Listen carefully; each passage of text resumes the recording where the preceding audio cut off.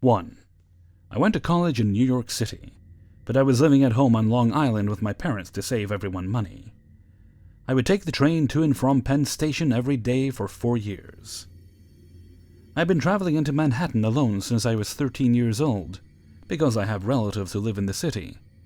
I say this because I think it's important to note that I have never really had any trepidations about going into the city on my own, especially not in broad daylight. Anyway, this happened on my last day on my last semester of my last year of school, so I was 22, I think. I had a 10 a.m. class and got into Penn Station a little before 9 a.m.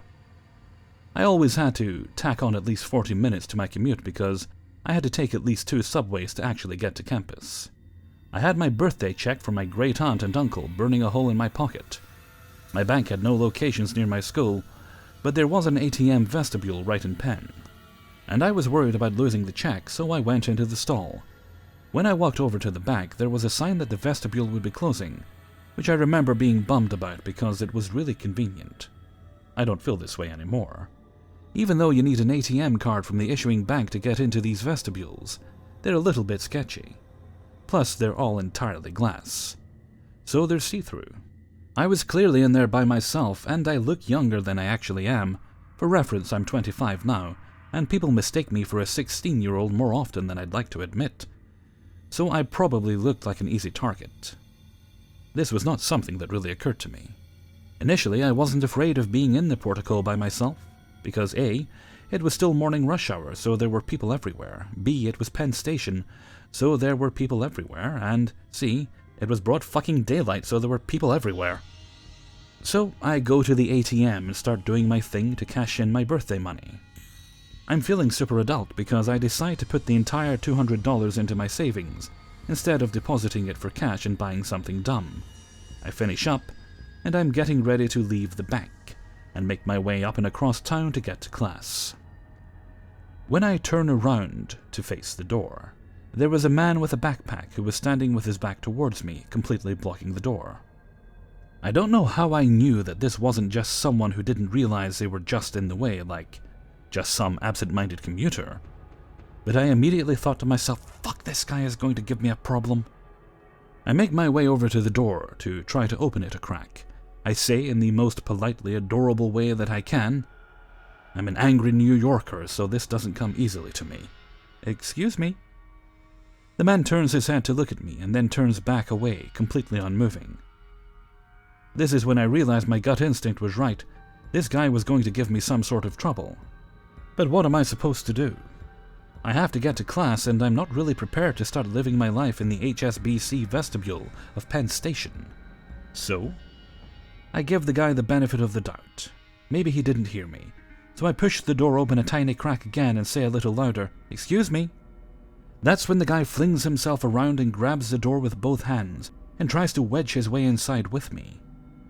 Now I may be small, but I'm loud as fuck.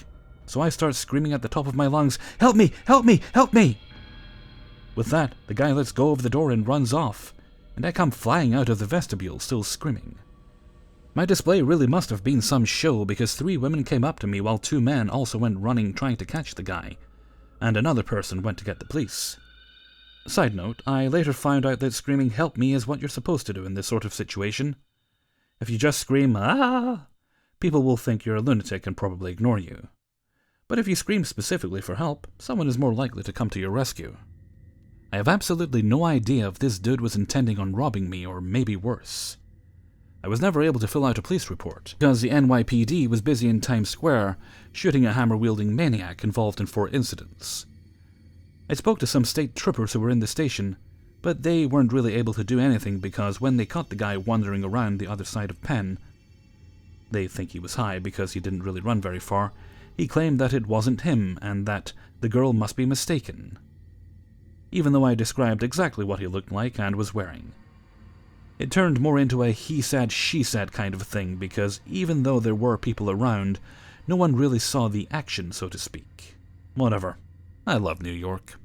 Also want to add, even though he's only a background character in my story, I would also like to not meet the hammer-wielding fellow mentioned above. 2.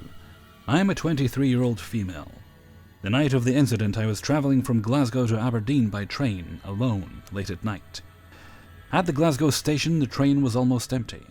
In my cabin, there was me and another guy sitting at the opposite end of the corridor, at the seat that was the most far away from me. The train makes many stops from Glasgow to Aberdeen. As it does, more people come in, but still not many on a Wednesday night at 10 p.m.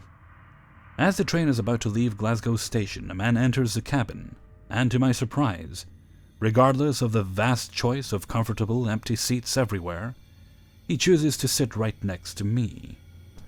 I thought right away that was extremely annoying, since I had to move my bag that I had and overall reduce the space I could occupy all around me. There was no reason for him to sit next to me with all those empty 4-seat slots around. I figured he did because as the train progressed station by station, more people would come in. But that wasn't a good enough excuse because usually not too many people would do so, and also because he could still have seated somewhere else and waited to have to share space when and if the occasion actually arose. After he sits, he says hi to me. I nod politely. A man in his 60s, normal weight, is all I notice about this individual. Nothing actually catches my attention about this man that is worth remembering. "You traveling alone?" he asks in an attempt to make conversation. "Yep," I reply briefly. I was really tired and not in the mood to make conversation. If he sat next to me for some words of company, he had chosen the wrong person at the wrong time. "Are you directed tonight? L." I'm gonna leave it as L as to not give away my full name, but basically yeah, I heard him calling me by name. I was startled, but then I thought that I must have misheard and that it was not possible that he knew my name, and that it was a trick of my ears. But I decided not to inquire as to how he knew my name, so that if in future he made the same mistake, I could have been sure he knew my name without me previously telling him. "I'm going to Aberdeen," I reply politely. I just wasn't sure if he had bad intentions or if he was just a friendly pal, and I didn't feel like I could make much of an assumption yet. "What are you going there for?" "Business," I lie. But I just don't feel like sharing my life with this man and don't think he's entitled to know. Plus I need to make sure he knows I'm expected and people know where I'm going. I was actually directed to meet my old professor and have a chat with him. Then, maybe, just wander around and enjoy the city. But nobody was really expecting me. At this point I am very tired and do not have the mental energy to sustain a conversation, so I brush off the bad vibe this guy is sending me through my spine and listen to some music with my eyes closed. The train ride is 3 hours long, and I persist in concentrating on my phone, while the man next to me tries to reignite the conversation every time he sees an opening. Months have passed now, so I cannot quite remember what he was saying. I was indeed extremely tired and very unwilling to dedicate him with my time. As we approach Aberdeen, my phone is extremely low battery, so I decide that it is better to save the remaining. As I put away my phone, I see with the corner of my eyes that his torso is directed towards me. I look up and he is smiling creepily. Because I was in a public transport, I felt more annoyed by his behavior than scared. Because I knew as long as I was in the middle of civilization, nothing could happen to me. "What job do you do?" I ask him to divert the stream of questions he was asking me about my job, where I live, where I was going, etc. "I am a charity worker," he says. "Can you be a bit more specific?" Again, by this point, I just wasn't sure if this guy was actually just trying to have a polite conversation, or had more creepy intents. "I work with school kids." "Oh? And in which way do you help them?" I ask. "I organize things to help them." Which kind of plans?" "Just regular organization for kids in need," he says, mumbling. I was surprised that he could not go more into the specifics of the job he did, but I figured maybe he just didn't want to share. "Who is waiting for you in Aberdeen?" he asks. "My friends will be there waiting for me," I lie. "I could drive you back to their place," he says. "No, thank you." "I insist, it's no problem for me." I got a chill down my spine thinking of being in a car alone with this man. I declined the invite once again. As the train stops in Aberdeen, he stands up right away to grab my luggage. "I will carry it for you." "No need," I say, but I am ignored. Once we get out of the station, I say thank you. but I will get my luggage from here. He says that he doesn't see anyone waiting for me and that he can give me a ride. It's dangerous for a girl to go alone. At this point I lie again. My friends will be here soon. Goodbye now. No friends were waiting, so I waited for him to be out of sight. Then I run to the hotel I booked while checking if he was following. I was now in a street that was completely dark and empty. Aberdeen in winter is not the most lively of cities. I see a car approaching and slowing down. I start running. My hotel was only 3 minutes away at that point. I get inside and I feel safe again. Let's not meet again, whatever your intentions. However, I keep wondering what would have happened if my respect for politeness and instincts hadn't kicked in, and I had accepted that ride. 3. A little bit about me. I am a 20-year-old black female, 5'2" and around 180 pounds. I'm not necessarily fat, but I have been told I have a very curvaceous body. Not to sound like a complete self-absorbed asshole, I'm also very pretty. I've always received older male attention, even when I was 15 or 16. For around 2 years I worked at McDonald's, and I met hella creepy guys who always wanted my number, but I'd always be that rude-ass fast food worker and close the window in their face because I was only there to work and nothing more. It became so monotonous I barely looked at customers.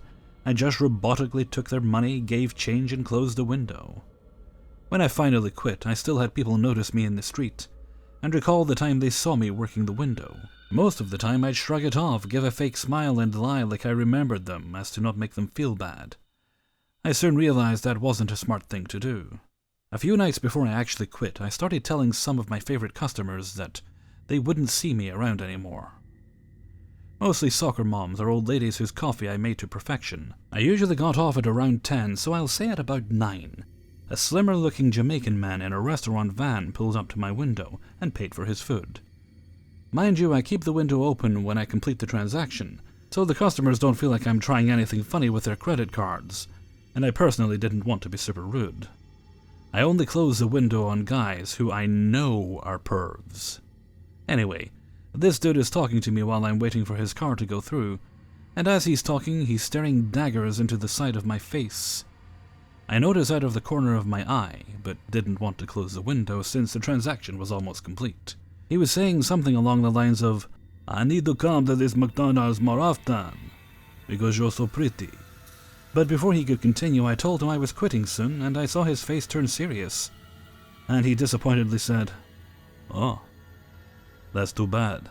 And with that, I gave him his card and closed the window. As if the encounter wasn't already awkward, there was a car at the window where you get the food, taking forever, and the guy had to sit and wait in front of my window. I had a feeling he would still be staring, so I turned my back to the window and pretended to take an order on my headset. And with that, my night continued as usual.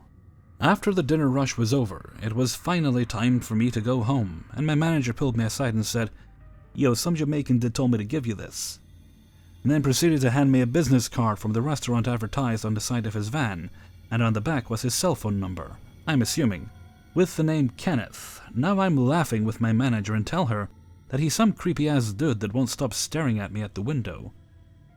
And she chalked it up to some dude I'd probably never see again. Boy, was she wrong. So here I am, walking from work, about a 20-minute walk home, on the phone with my long-distance boyfriend of 3 years, my fiancé now, when all of a sudden I hear, "Hey, Kali." That's my name, from behind me. Now, I'm thinking it's one of my friends or some shit since I'm walking down Main Street, the most populated part of my town, even at 10 p.m. But hell to the no, it's the Jamaican motherfucker from the van. Now, I'm not a frail, skinny-ass damsel looking for a savior when it comes to situations like this, so I just ignore him and talk to my boyfriend. But this bastard keeps calling my name. Now I'm heated. So I turn around and say, "Do you need something?" with the most disgusted look on my face. He pulls over to the side of me and asks if I need a ride, which I rudely reply, "You see me walking perfectly fine, so I'm good," and then proceed to walk away. He drives off and I think I'm home free. My boyfriend, being the lazy couch potato he was, told me that he was going to hang up and go to sleep when I got in front of my complex, knowing I've taken this walk dozens of times before, and I give him attitude. but eventually say fine after he starts going to sleep on the phone. So here's the layout of my complex. When you get to the entrance, you have to go down a small incline. Then from there it's basically a maze of townhouse and apartment buildings that look identical to the point where we have to personalize our facades, so visitors know whose house they're supposed to be going to. Some people paint bushes and gardens, and some people have card tables outside, but my mom prefers to keep the outside as plain as possible, and I have no clue why. I live in a townhouse nestled in the middle of the so-called maze, behind a row of apartment buildings. Okay, so when I get to the entrance, I suddenly get a chill up my spine, like some crazy shit is about to happen to me. So I turn around to see the same fucking van turning the corner on the street I'm on. Now, my mother didn't raise a dummy, so I knew this was no coincidence and that this bastard was looking for me, and he had to have been following me at a distance.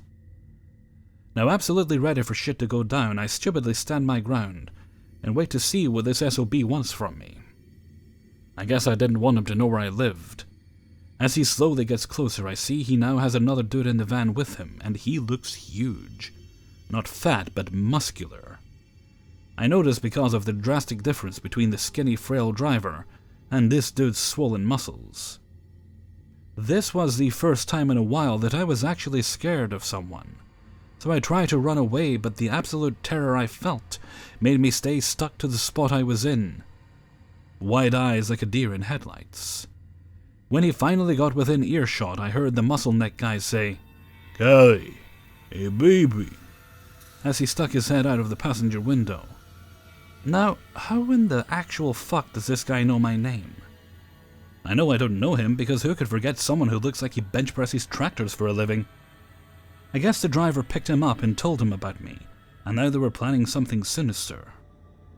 Now I'm screaming inside, trying to get my legs to get out of the jelly-like state they were in, and to hit the jets, run very fast away from these weirdos. As the van came to a stop, I heard the muscle man take his seatbelt off, and now my mind is racing, wondering what I should do. When it finally clicks in my mind that my boyfriend bought me a huge folding knife thingy for my birthday, because he had one and I always stole it from him. Without missing a beat, I placed my hand on my back pocket and managed to squeak out, "You better stay in that fucking van!" only noticing the pure terror in my voice after I said it. They both laughed, and Muscle Man proceeded to open his door and step out. I screamed and took my knife out and pointed it at them. Now, this isn't some little thumbtack of a knife. It's an 8-inch foldable hunting knife that's sharp as hell. I know because I accidentally cut my hand once trying to show off and close it like a super sexy ninja when my boyfriend first got it for me. I guess he was surprised that such a short thing was packing such a big weapon, because once I pointed it, he raised his eyebrows like he was impressed. But he reached behind him on the passenger seat of the van without taking his eyes off me, only to pick up a fucking machete. That's when all hell broke loose in my mind and adrenaline pumped through me like I just took a shot of molten lava. I broke into a Usain Bolt sprint down the incline into my complex and didn't look behind me. But I knew he was there because I heard his heavy-ass footsteps behind me, but they were getting further and further away. Now I smoke weed a lot, and when I say a lot, I mean a lot of weed. So when I felt my poor little lungs pounding and aching, I still couldn't stop. Anyway, when I finally saw my house, I hope to God my mother didn't lock the door because she always locks it when she goes upstairs to bed. Thankfully she didn't, and she was still in the living room playing Sims on her laptop. Yeah, my mom's a video game nerd, but she is tough as nails as she's raised 3 boys and 2 girls on her own. Excuse her for having a hobby. When I leaped into my house and closed the door behind me, locking the deadbolt and putting the chain on, all while still screaming, my mom asked me what was wrong. Before I could explain it to her, I heard a loud banging on my front door, along with a metal clanking against the door as well. I scooted back while on the floor, frantically pointing at the door, and I said, "Look, Mommy, look!" When she looked out the peephole, she gritted her teeth and screamed for my 23-year-old brother to get his metal bat and meet her downstairs. My family isn't one to call the police because our police force usually takes hours to come to the most urgent of calls.